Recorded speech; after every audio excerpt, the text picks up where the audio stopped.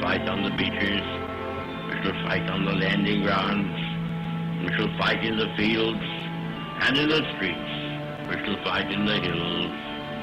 We shall never surrender. The constitutional point of view was critical for Jefferson's support of the Bill of Rights. As we mourn the loss of thousands of our citizens, I can hear you!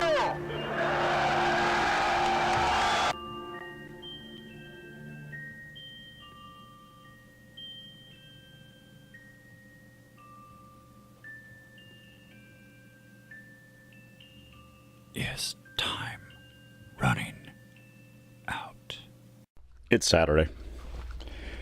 Welcome back to the Hayden Collins radio program, The Intelligence Syndicate. I'm your host, Hayden Collins, enjoying a wonderful 22-degree Saturday with bright skies, which is cold. Very, very cold.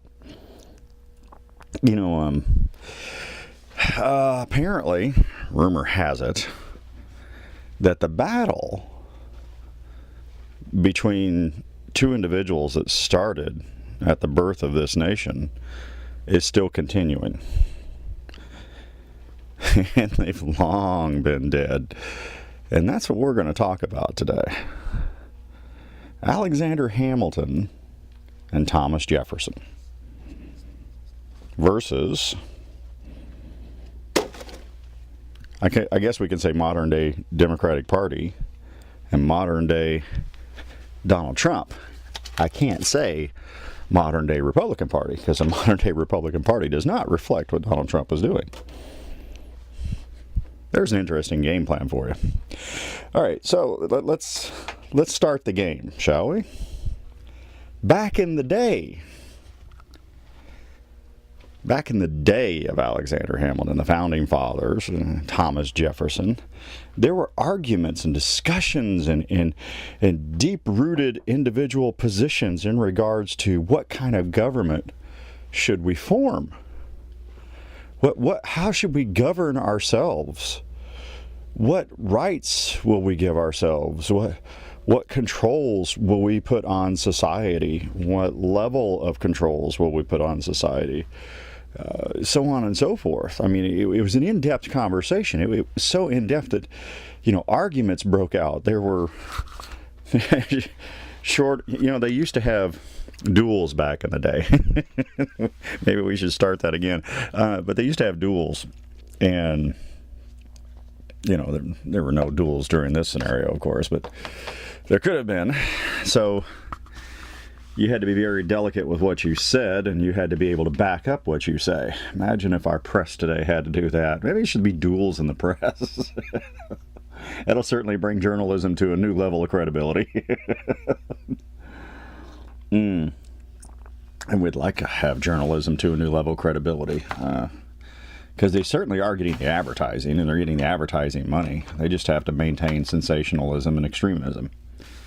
I guess that's okay as long as you're willing to buy their advertising and buy their goods, but I have nothing to do with any of it. Oh, yeah. All right. Let's try this. Alexander Hamilton was a,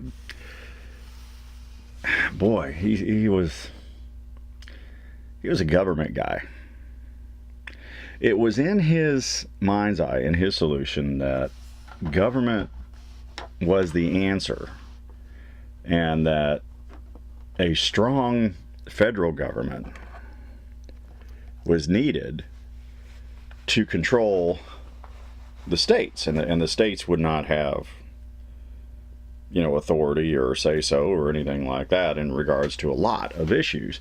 And he felt that the strong central government, and to the point to where there was talk of a king, and we'd have a king in the United States, and that's what he was pushing. Not for a king, but I mean for a strong government. Now, this position he took, of course, in politics, you try to convince as many people as you can and do as many things as you can to get people in line. There was a lot of politicking going on. Now, on the other side of the fence is Thomas Jefferson. And you have to think for a moment, if Alexander Hamilton was successful, would his current state, his home, and everything else be maintained like Thomas Jefferson's home is? Obviously, we see who managed to keep the things going. Their plantation at the time, their farm at the time. So Thomas Jefferson, TJ, got to spend a lot of time over at Monticello. Also the Morven estate, which is right next to it, where William Short lived. And William Short was the, oh boy, what would you call William Short? Attaché? I think that would be the appropriate term. He was the communicator for Thomas Jefferson. I mean, so there's a lot of historical value over there. You go get pictures made next to statues and so on and so forth. But let's get back to the argument at hand. Thomas Jefferson and Alexander Hamilton, obviously on different sides of the spectrum here. And the negotiator, I mean, you have to read between a lot of lines. It's not like anybody was there, but you can picture Ben Franklin being the old stable guy in the room, during these sparring matches, either setting one guy up or setting the other guy up, waiting for the argument to happen to bring a new idea to the table, or refereeing it. Because these arguments bring out really good questions and really good solutions. Think about that for a second. The arguments between Thomas Jefferson and Alexander Hamilton brought out really good arguments and really good solutions. There you go. Think about that. Now, Alexander Hamilton's plan, of course, would have involved... It's strange where we are now, some 275 years later, but a lot of the things that he was talking about doing, somehow we've kind of gone that way a little bit. We don't have a king. We don't have a overall central power in the federal government. We have extenuating circumstances that have brought into the areas of responsibility that Alexander Hamilton was leaning towards. I'll give you an example. You are an individual, you're a state, and you don't have the authority to make a decision. It defaults to the federal government. Of course, we're talking about 10th Amendment here. And I think that is where they were going with it. If nobody wants to make that decision, somebody has to make that decision. It has to default somewhere. But what happens if that decision is made at the state level? Does the federal government relinquish that decision? Well, currently, no.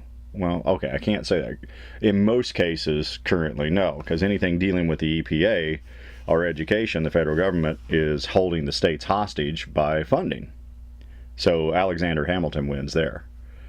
But then there are decisions that the states make that Thomas Jefferson wins, and the states say we're going to do seatbelt laws, or we're going to do something else. There's a bunch of nanny laws out there. It's not like I agree with a lot of them, but when they do that, the federal government has no say in those things. The legalization of marijuana in Colorado, the federal government can be as upset as they want to be, but truth be told, hey, what are you going to do? It's a true test of the 10th Amendment, and so Thomas Jefferson wins there. Okay, because the states made the decision. The individuals made the decision. So that argument between Thomas Jefferson and Alexander Hamilton is still going on, and it's still being played out with 50 states, and it's still a healthy argument. It is still a healthy argument. Take that into consideration. All right, let's go to modern day. All right, so the government was shut down, I don't care, 30 some odd days, whatever. And, woe is me, politics is involved, woe is me. Okay, got to come up with a decision, woe is me. They finally come up with a decision. Oh, we got a decision, but, we're going to delay this for, a month. So we're only going to fund everything for, a month, who cares? So that gives us a month of sorting out these decisions again, so we can have the very same argument that Thomas Jefferson and Alexander Hamilton were having. Now, understand, I know, they're arguing about border security, they're arguing about everything, which is much needed. If you've ever been to Texas on the border, you will see that it is much needed. There is no reason for police officers to be carrying 50 caliber machine guns to protect themselves from being shot at from the Mexican side of the border. So they could fire back, so they could defend whatever they're defending. So think about that. If you in your neighborhood had to have a 50 caliber machine gun laying around to protect your neighbor kids because somebody was firing across the hood from the other side, wouldn't that scream security to you? Wouldn't that be an issue? One has to question why someone would not want to secure the borders, ulterior motives nonetheless. So that argument now, and let's just say for the sake of discussion, it's not immigration, it's not securing the borders. Let's just say it's another argument. I don't care what the argument is. The argument is healthy. The argument is very, very healthy. Without the argument, we default to Alexander Hamilton. Okay? With the argument, we stay with Thomas Jefferson. Now, I know I've kind of drawn some serious lines here. More individuals are obviously involved. But then we also have the Ben Franklin in the mix. So the Ben Franklin in the mix right now is saying, okay, sure, you know what, build a wall, set up your southern border Ellis Islands, start, vetting these people like we said we would. And that way the borders, do their job. And everybody else does their job.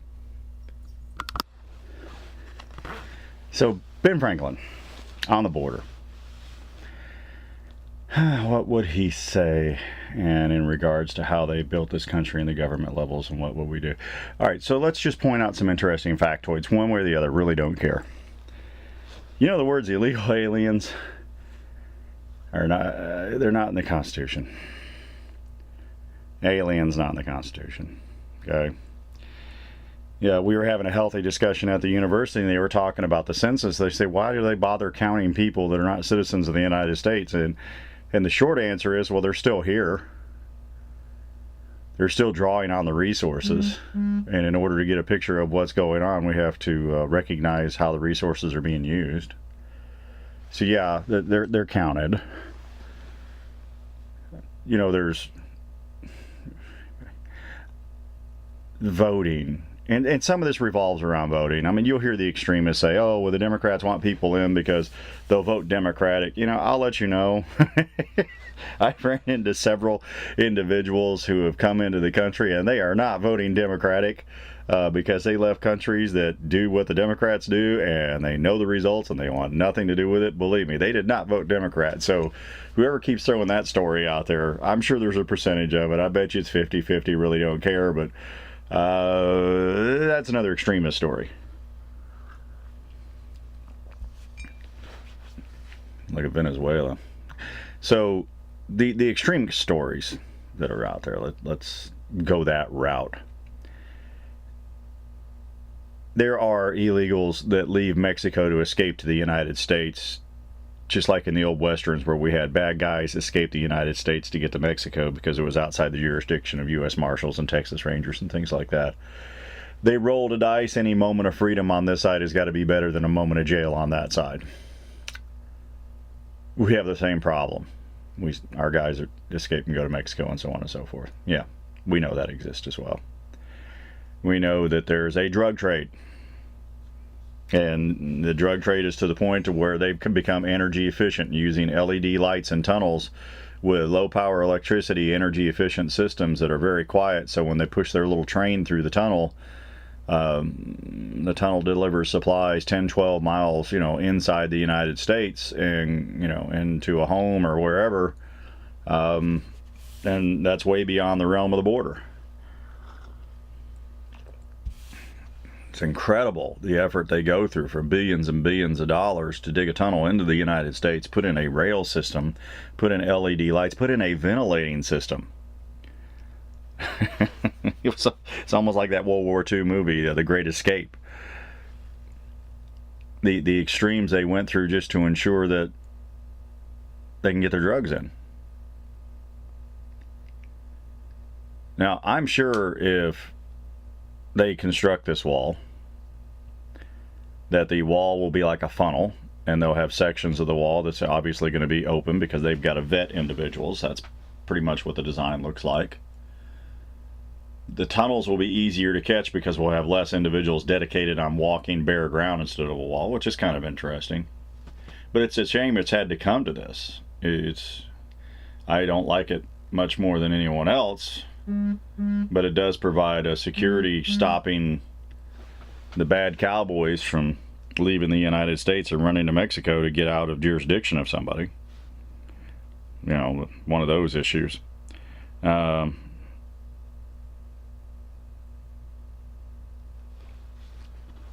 money is going to find a way in.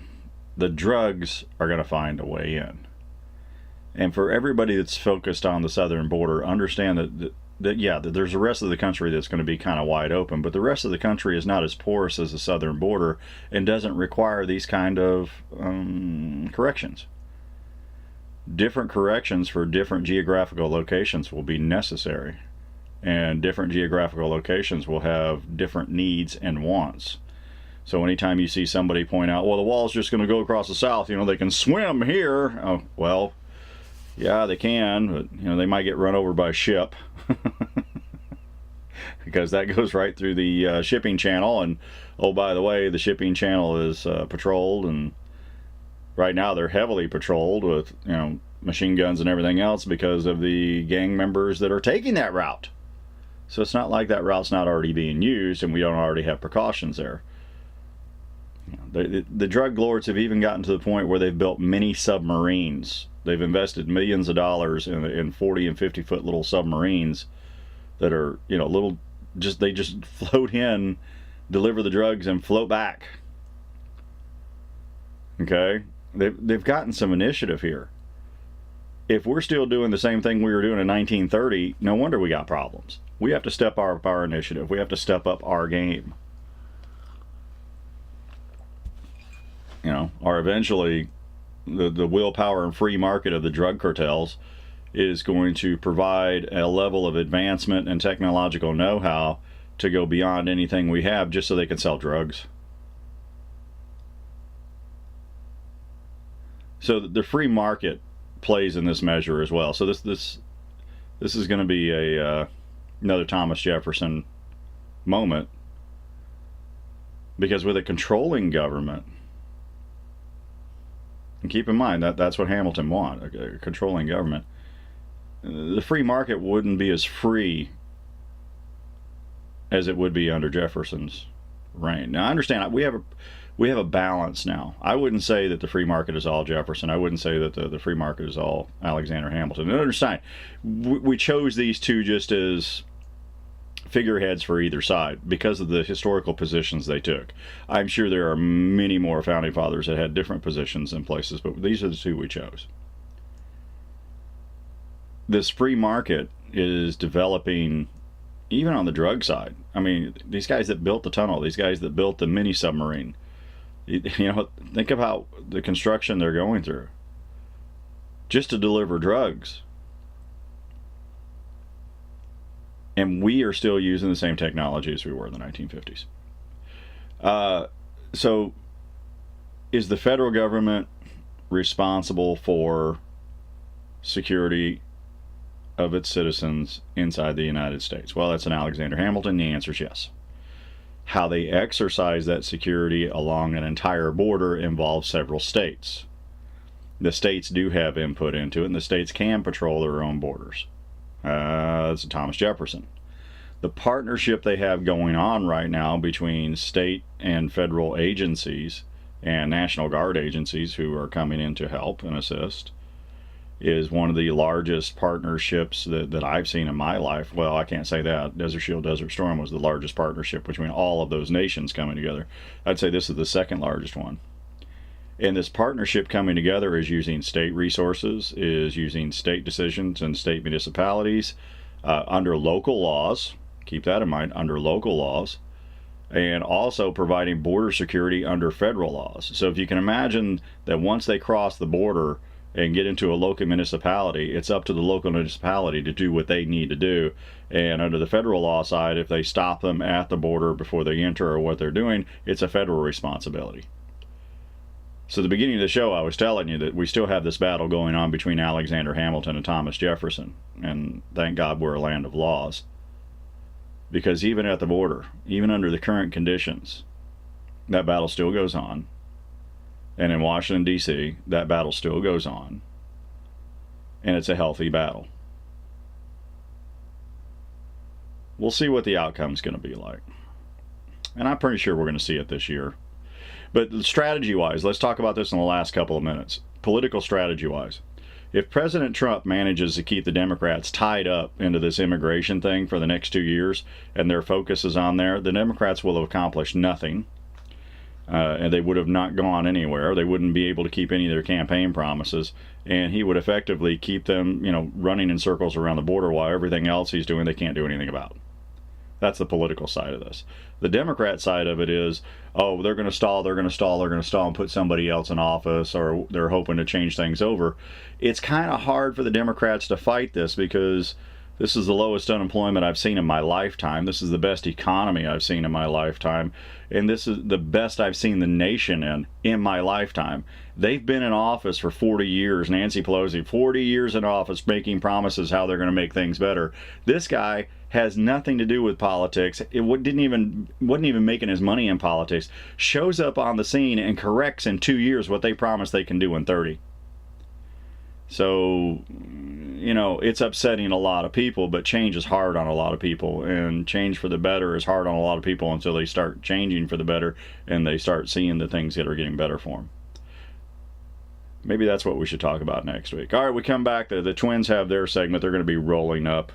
In the meantime, there's snow throughout the eastern parts of the United States. Utah's covered in snow. Colorado's covered in snow. Everybody's getting ready for, January, the end of January, and it's going to be snow everywhere. This is about right. This is just about right. So stay warm. Keep the fire in the fireplace. Drink some hot chocolate, and go sledding. Oh my gosh, have some fun. All right, we'll be back after the break.